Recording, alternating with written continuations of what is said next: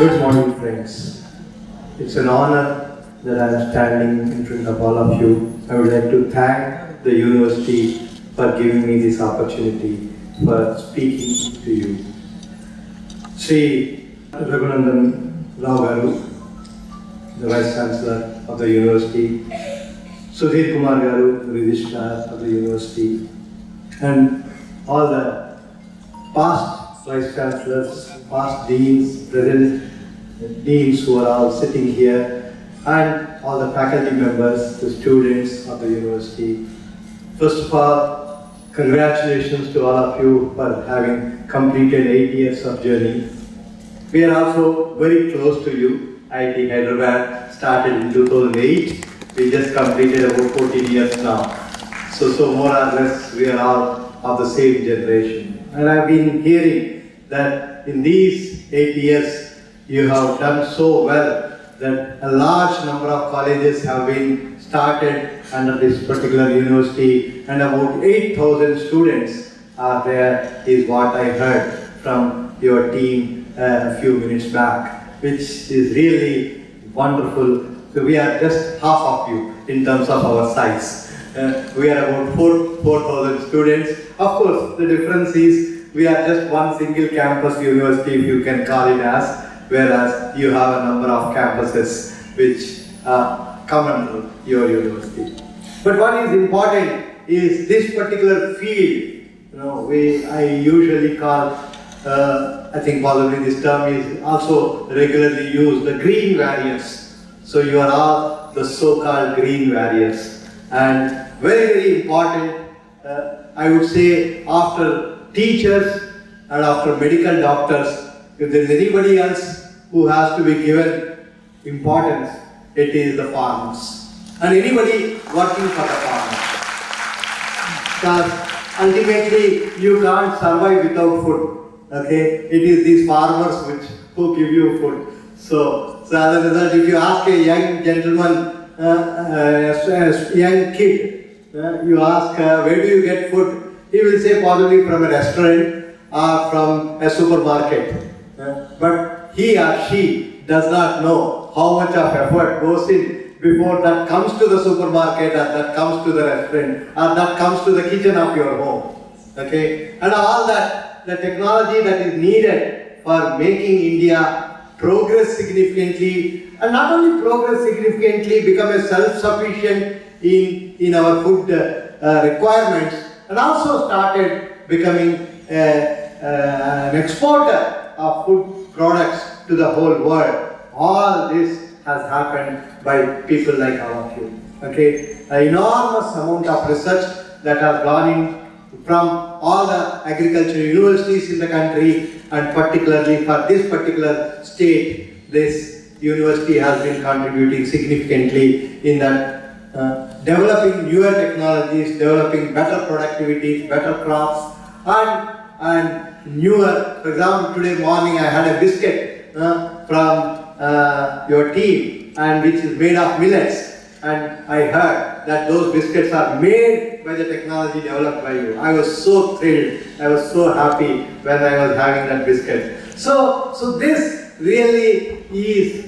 the way an institute should grow. And I'm able to see that kind of a growth that is happening. And I'm also very pleased that we have been able to contribute a little bit through a collaboration that we already have. That in the area of agriculture technology, we have been contributing to some extent through what is called the drone technology that IIT Hyderabad has been very popular with, and also various other AI-based technologies. Many of you possibly know IIT Hyderabad is very unique in the sense we were the first to start a BTech program in AI in the whole country. There is no other institute. 2019, when we started the BTech program in AI, Artificial Intelligence, we were told that we were number 3 in the whole world. Other than MIT and Carnegie Mellon University, there is no other university which had a BTech UG program in AI. So we have a UG program, we have a PG program, we have a PhD program. We have 30 faculty members working in the area of AI. So that tells you, and AI is everywhere now. It's like an omnipresent God now. That you need it in agriculture, you need it in aerospace, you need it everywhere else. So that's an area where definitely our team has been collaborating with your people. I'm very glad about that. In addition, you all know the way the drones are contributing to the agriculture technologies, whether it is spraying of chemicals, spraying of insecticides, spraying of any other nutrients that are needed. Drones have been contributing significantly in that particular area. So IIT Hyderabad has been very active in this area. There is one lady, we always say in India, lady, the Shakti. So we have so many such Shaktis at IIT Hyderabad. One such lady is significantly responsible for the drone technology. Her name is Professor Rajalakshmi of Electrical Engineering. She is leading a big team, 135 crore project, one of the largest projects at IIT Hyderabad, which is working on what is called autonomous navigation. Okay, we have set up something called THON, Technology Innovation Hub on autonomous navigation, where she has been working a lot on not just drones per se, on any autonomous navigation. For example, we have tested autonomous vehicles on the road. We have created a test track, 2-kilometer test track on the campus, which can test any autonomous vehicle. What do I mean by autonomous vehicle? Their driverless car, for example. So if you come to IIT Hyderabad in about 2-3 months from now, you will see from the main gate up to the hostels, a vehicle will be carrying you without any driver. And you can safely sit in that and be able to travel 4 kilometers, which is the track that we have from main gate up to the hostels, almost 3 to 4 kilometers. So we have been testing that, and I have driven in that car a number of times. And I am hale and healthy now, as you can see in front of you. Okay, so that's an area where we are working on. Very recently, we have also tested what is called a passenger drone, 150 kilo, what is called payload capacity. So that is another recent development that has happened at IIT Hyderabad. Basically, keeping agriculture in mind, keeping also ideas such as an ambulance. Okay, you want to have an aerial ambulance. These things can act as aerial ambulances, and also in hilly regions where you want to carry some goods from the ground to the hill, or bring passenger, some kind of a sick person from a hilly region to the base region where you can have a bigger hospital, for example. All these kind of things can be useful. So all these are happening, and we are happy that we are able to collaborate with your university and bring out a lot of joint collaborative efforts to help the country grow. All of you are aware that India is talking a lot about Atmanirbhar. Atmanirbhar Bharat is one of the mottos that our Prime Minister Modi ji has given to all of us, and that's very crucial that for all of us in every aspect of technology, India should become not only self-sufficient and self-reliant, but also be a leader in the years to come. I also strongly believe that India has been a knowledge hub once upon a time. People from all over the world used to come to India and study in India. Many of you are aware of Nalanda, Takshashila, we all talk about it. And at IIT Hyderabad, we have started a number of activities in that direction. For example, we have started a Department of Heritage Science and Technology for information. We started an MTech in Heritage Science and Technology, where we are teaching people not only the language aspect. For example, what is the science behind yoga? Okay, we have been teaching, and what is the science behind the whole ancient architectures that have come. That's another specialization that this particular department is working on. We are also adding a few other specializations, such as the healthcare, Indian healthcare system. It's very well known, the Ayurveda and things like that. What is the science behind all these? So there is a lot that can be brought out. I myself have worked with some Sanskrit scholars some time back, where we used to make nanoparticles of various metals from some slokas which are written in some of these scriptures. And I strongly believe that there is so much in our ancient science that it is important for youngsters sitting in places like this to bring out those technologies and see how those technologies are relevant for today's day. In fact, we realize that the main bottleneck in that is the language itself, because most of these scriptures are written in Sanskrit and many of us do not speak that language anymore. So we have started 5 Sanskrit courses at IIT Hyderabad now.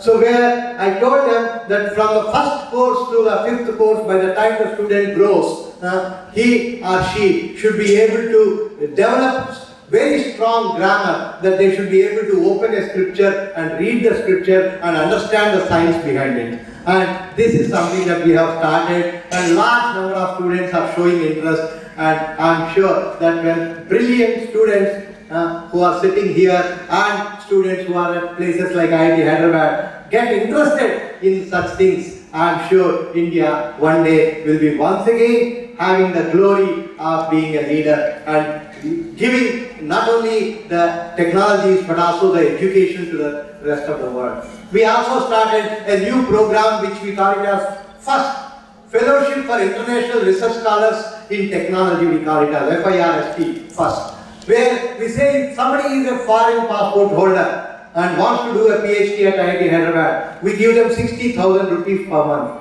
which is close to double of the scholarship that we give to our own PhD students, so that we bring back brilliant students, but we put a very clear condition that they should have had at least a 8.5 CGPA in their BTech or MTech, wherever, whatever they have done, and should go through an interview process that we put it across and finally get selected. And we believe that there are so many European countries where there are very strong in maths and physics and chemistry, that kind of people are existing. It is important that India brings back such people, learn here, contribute together and see how we grow together. So I strongly believe that growth is possible only when we work together. And that is very essential, and we started a number of collaborative programs. In fact, last 2 years, during the COVID, we sat down and looked at where are the places where we can grow into, and what does the country really need. And we realized that most of us work in silos, very straight-jacketed, and we start that it is important, let's start working together and coming up with newer ways of either academic programs or research programs. So for example, with a hospital called AIG, Asian Institute of Gastroenterology, we started an MTech called MTech in Medical Device Innovation, where a student spends 4 months in the hospital and comes out and says these are the problems that the patients and doctors are facing, picks up one of those problems, and at the end of 2 years, the student has a prototype in hand. The whole thesis is a prototype.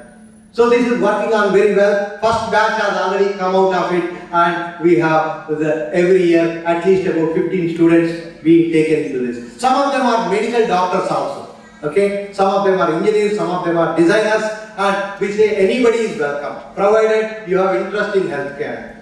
We have also started with L.V. Prasad Eye Institute an MTech program, which we call it as ophthalmic engineering, MTech in ophthalmic engineering, where we take optometrists, we take engineers, we even take medical doctors, and finally they become technologists in the area in what is called eye care. For example, at IIT Hyderabad, we are 3D printing cornea.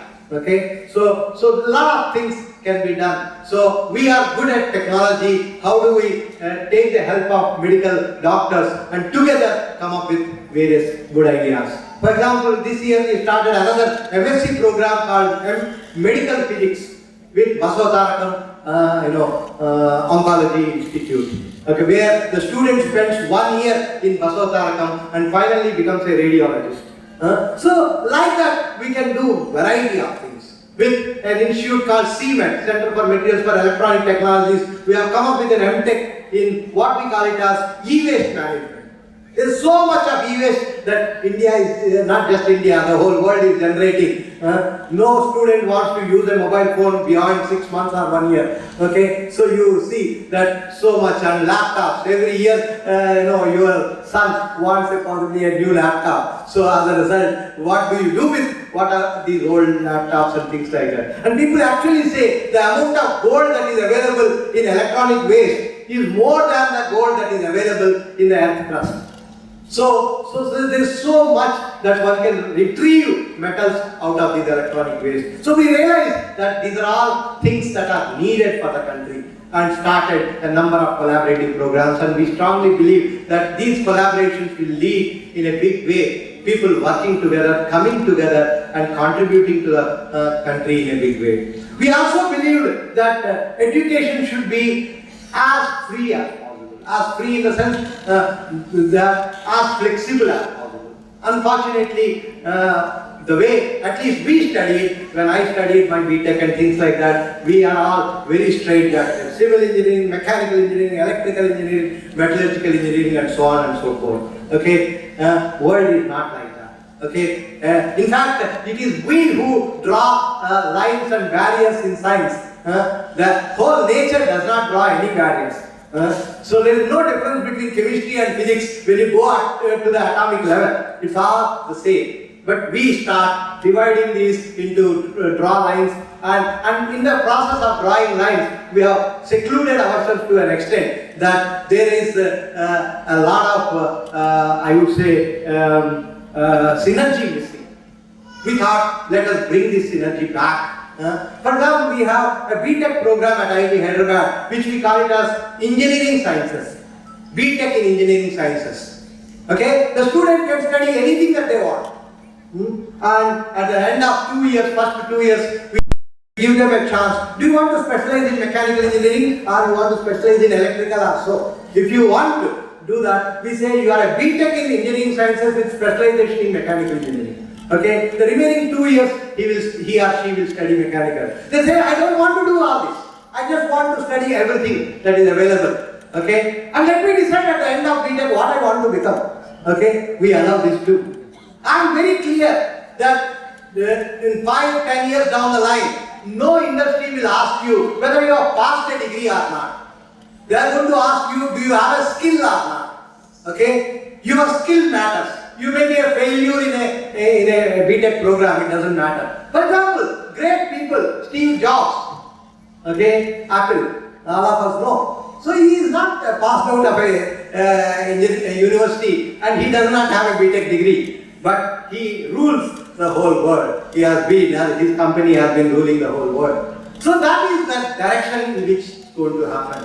So there is need for flexibility. For example, we have changed our whole curriculum to ensure that the departmental subjects are only 50 to 60%. We have 10% basic sciences, 10% basic engineering, and 50 to 60% is your departmental subject. Then about 10% which we call it as creative arts. Okay, we have courses on music, we have courses on dance, we have courses on Hyderabad history. We have even recently introduced a course. I went to Northeast. I found there is a cult there which works on what is called the face masks. So they make various scripts on basically in dramatics on our Indian mythology, and they make masks, and the mask preparation is a very wonderful whole process. So we now have a 1 credit course on mask making, okay, at IIT Hyderabad. So we have a 1 credit course on juggling, the ball game that you can think of. So we have variety of such opportunities, because I strongly believe a person should always cultivate both the left brain and the right brain together. Okay, it is very important that there is no time for them to even play. There is not even a football ground in most of these coaching centers, to be honest with you. Okay, and what do you get out of the whole thing? They come to IIT and unfortunately they become so depressed. Okay. And this is something that we have been observing. So it's important to ensure the students grow the way they want to grow. We even have 10% of the courses which are called free electives. You pick up any course from anywhere you want. If possible, from any other university you want. Okay? So these are important, I strongly believe. So last 2 years we have been churning ourselves and starting to see how do we make our education more flexible. We even found that there are so many IITs which have a program called summer internship program. Okay? Most of you are aware of, probably you also have it. But then I realized that in 2 months, which is summer, 6 weeks or 8 weeks, neither you learn much from the industry where you are going, nor the industry gets significantly benefited out of you. So we try to introduce now at IIT Hyderabad, we have a program called a semester-long internship. Okay? So 6th semester of the BTech program, the student can go anywhere they want. Not only go anywhere they want, if they have a brilliant idea, they can take a semester break and stay at the institute and work on their idea. And we give 6 credit for it. Okay, it is not a simple credit-less internship. Most of the internships in summer internships in many institutions are all credit-less internships. You don't get any credit for it. You simply get some knowledge. But here, our semester-long internship, we give 6 credits. So that they come back, submit a small report, and we conduct a viva, we give a grade for that. And that gives a lot of exposure. So when you spend 6 months in an industry, 6 months in a university, whether within the country or abroad, you open up a lot. Your horizon widens a lot, and that is very important for a student. So these are opportunities that we need to provide. And I urge all of you to start thinking more. I mean, in universities, as universities, we have a lot of freedom. It's important that the freedom has to be used. If we don't use the freedom, there is no point in having a freedom.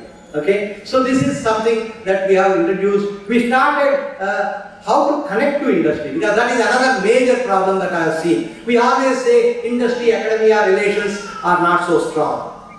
But who should break the ice? Somebody has to break the ice. So we keep on waiting for the industry to come to the academia. It doesn't happen all the time. Okay? So we started thinking, how do we do that? So one possibility is this semester-long internship. So the student goes and spends, we identified a number of industries and we keep writing to them, asking, we have a possibility like this, these are all brilliant students and I'm sure you will get benefited when they spend 6 months with you. Similarly, we started a course, 1 credit course called Industry Lectures, where any industry person can come and talk about what is exciting in their industry. For example, if you have a BTech in, let's say, materials engineering or metallurgical engineering, 1 credit course basically means about 14 hours of teaching. So we identified 14 in industries and asked the top brass of those universities to come and talk to us for 1 hour. And this is a mandatory course for all the students. Every student has to attend this course. There is no exam, but attendance is mandatory. So in the process, the student learns what is the real thing that is happening. Beyond the classroom lectures that you hear, the real picture, what is there out there. And at the end of it, we ask these industries, do you have any projects that our students, particularly master students, we have an MTech program where 1 full year is what is called a project. So we ask them, do you have any problems which our students can solve in 1 year? And we started collecting such problems and giving it to the students. Now I can confidently say that at least around 40 to 50% of all our MTech projects are industry-defined problems. Okay? And this is helping in a big way. Okay, so that I strongly believe, if you, as people say, nothing succeeds like success. Okay? You demonstrate a small success, solve a small problem of an industry will start running behind you. Okay? And this is important that we should try to find out ways by which we can do. I'm very keen that in the years to come, 70 to 80% of our projects, MTech projects at least, we would like to have more and more of industry-oriented projects so that the students actually solve industry problems and at the end of it, they will get absorbed more easily and also contribute to the technology development in the country. We also thought that there are so many people in these industry who must possibly have a BTech completed some time back, but they want to, upskill themselves. They want to get an MTech degree, but unfortunately, they cannot take leave. If an industry can give you 1 year leave, they can leave you forever. This is what I believe in. Okay, so how do we help them out? So can we reach out to them? So we started now 10 MTech programs, which we call them as online MTech programs. We tell these people that we teach you in the evening hours. You don't need to get disturbed during your working hours. So I teach a course, for example, every Tuesday and Thursday, 5:30 to 7.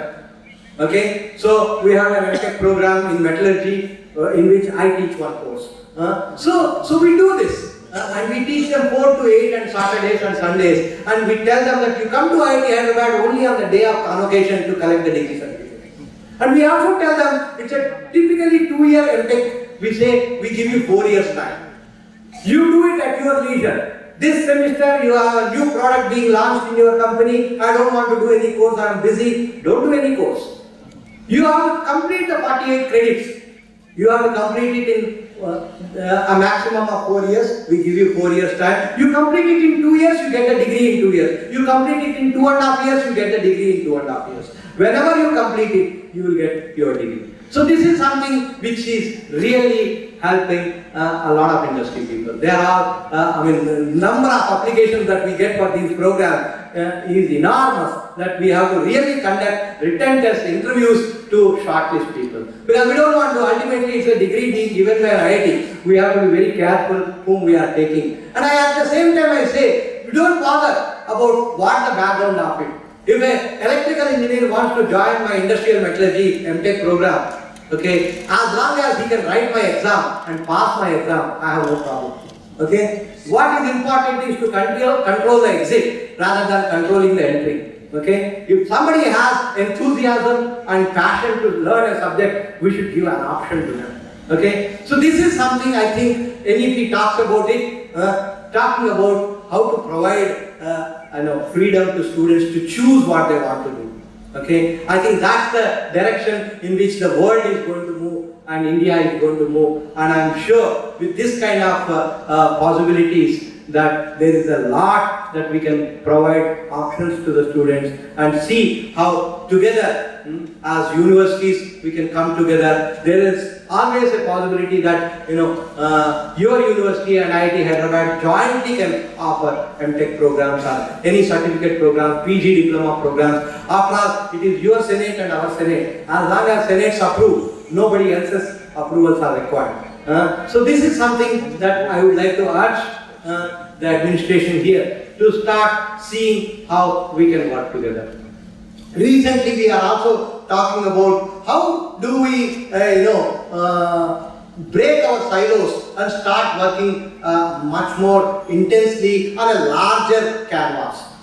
There are always possibilities of one university working with another university, one R&D lab in let's say NAM.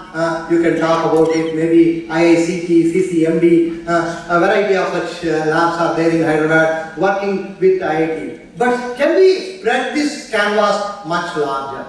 So recently we have proposed something called a concept of a multiversity, and we are waiting for the Ministry of Education to see if this can be approved, and I have presented it in front of the Minister of Education, and this is under consideration, where in a particular city, just look at Hyderabad. Hyderabad has so many institutions, which are central government institutions or state government institutions. We also have a number of R&D labs. There are CSIR labs, there are ICMR labs, there are ICAR labs, there are DRDO labs. And so there is a proximity advantage that we all have.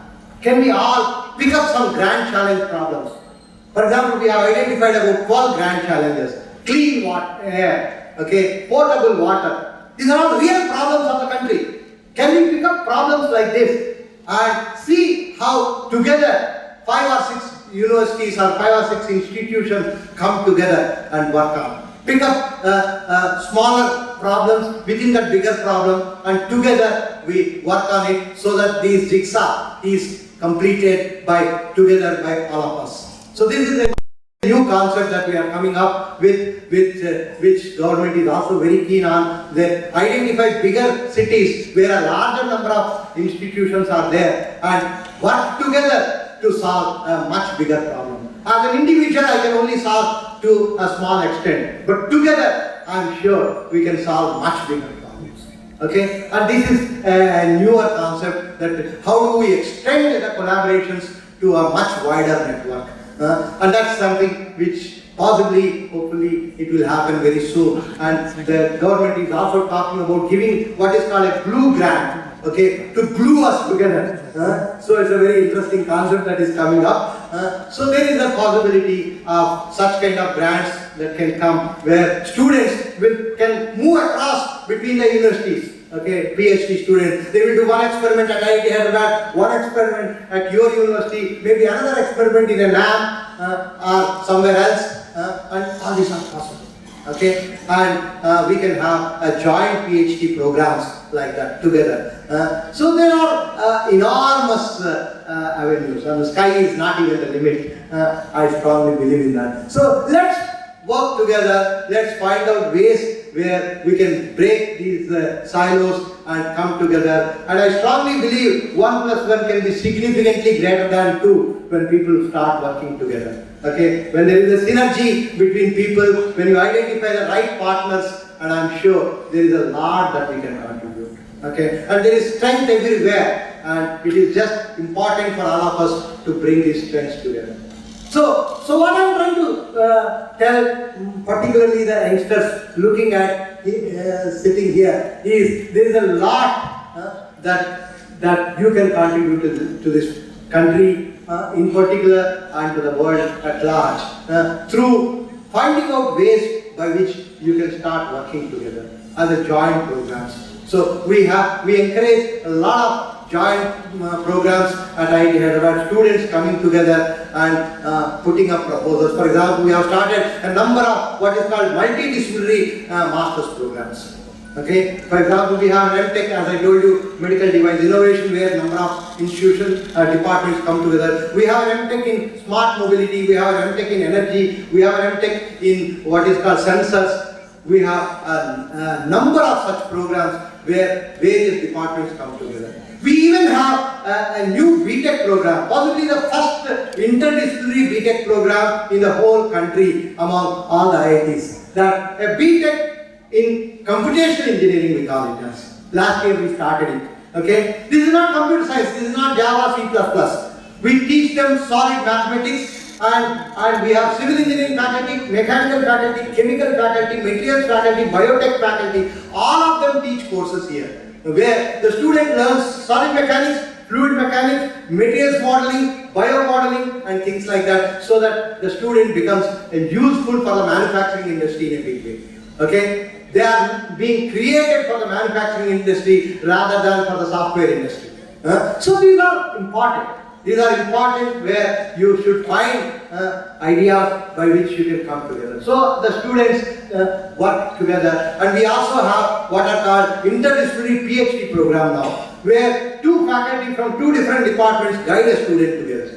Okay, and we collect the projects like that and put it before the admission portal itself, so that when a student is applying, he knows what are the interdisciplinary projects that are available, and he chooses the choice of his or her out of those projects. And we have a separate committee, which is an interdisciplinary committee, which will interview them and to find out whether they are suitable for that interdisciplinary PhD program or not. Every year we are taking at least a minimum of 20 to 25 PhD students who are interdisciplinary PhD students now. So I strongly believe that it is time that the whole world, particularly people who are at least within a city like us, come together and find ways how we can work together and help the country to grow to much greater heights, and ensure that the country becomes a leader and contributes a lot to the whole world.